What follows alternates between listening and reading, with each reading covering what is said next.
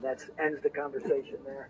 If you look on the scoreboard in the north end zone, there's 6 names with 6 numbers associated with. Those are the 6 numbers in 103 years of Packer history.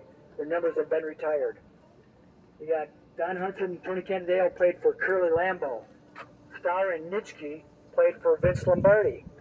And Reggie White and Brett Favre played for the 3 Mikes, Mike McCarthy, Mike Holmgren, and Mike Sherman. Mark Murphy, our president, already said the next one that will go up there is number 12. He'll be when his playing days are done. And no, it's not Lynn Dickey. You don't know who Lynn Dickey is. He's a quarterback. He used to be a quarterback for the Packers way back in the day. But Aaron Rodgers, and when he gets done playing, his number will go up there too. Now, if you look up here, and you see where the lights aren't on anymore, but see where the windows are open up there, the shades? That's our press box. As I said, we have 3 levels of suites there, 3 levels of suites, and then the top level, the 7th level, is administration. And the press box is up there. We have between 200 and 250 members of the press on game day here. And then if you go over further, we also have then the boxes for the coaches, the visiting box for the owners, and a box for our general manager and president since we don't have an owner. They entertain their guests up there. Now if you look at the field, you say the field is a football field, right? It's a soccer field. It used to be a football field. Back in the day when Horning and Nitschke, those guys had mud hanging all over them, right? And it was just a mud bowl. And that's because the ground in Green Bay in northeast Wisconsin here is clay. It doesn't allow for drainage. So when it wore out, we'd lose the grass and it'd just be a mud bowl. So in about the mid-2000s, the Packers got tired of doing that, and they said, hey, there's a company in the Netherlands that makes soccer pitches. So we reach out to them. They had the same climate that we've got, and they said, can you come over and help us with our field? So they came over, and they said, yep, it's your clay underbase. That's what's wrong. So they tore it all out, dug about 14 inches down, put in gravel in the bottom, 12 inches of sand. And then what they did to make it work is they put in these synthetic fibers, 20 million of these, every 3/4 of an inch over the period of about 3 days, 24 hours. They sewed down 7 inches up, and just these little fibers were left on top. Then they put in Kentucky bluegrass, and they seeded it. It's 95% Kentucky bluegrass, 5% of these fibers. And when the grass roots would grow down, they'd entangle themselves and tie in, and just like a shoestring, it tightens up. And that's why there's not shifting in the field, and you still have, with the sand base, it can drain. We had a soccer friendly 2 summers ago.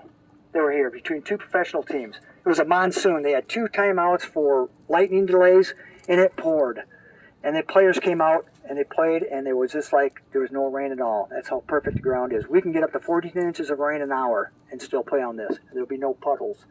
You also, because of this system, you get no divots, big divots that come out. Like Soldier Field, you'll see big clumps come out. We won't get the divots because of this system. This field is also the safest and the best on the legs. The players in the NFL say this is the one they like to play on the best.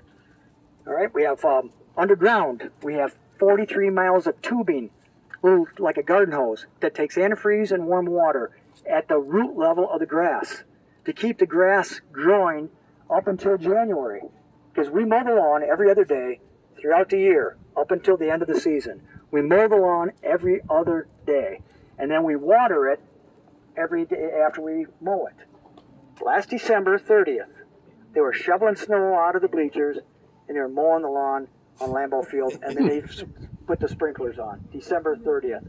Think when anybody in this climate, think about going home and that snow's all over your front yard on December 30th, and you're not going to turn a sprinkler on. When they paint the field, it takes 100 gallons of paint and 10 hours to do it. They have stencils and wands, and they just paint like that. Any questions about the field? About the stadium? Do any other NFL stadiums have that? No, Pittsburgh used to, but they have so many other things in the field. They wrecked the fibers, and so they didn't want to. They switched back to synthetic fields totally.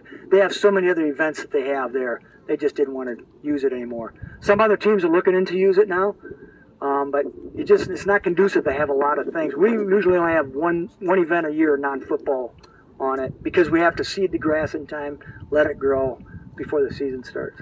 Okay, the last thing, folks, what we're going to do is we're going to stand up here, come right up here to the rope, and everybody know the Lambeau cheer? 3 words?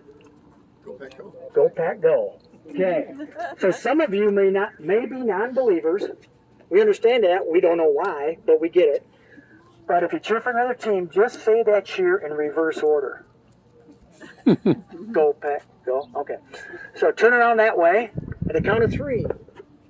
Put your hands over your mouth like a megaphone. Say, go, Pack, go at the top of your voice, and then listen. 1, 2, 3. Go, Pack, go!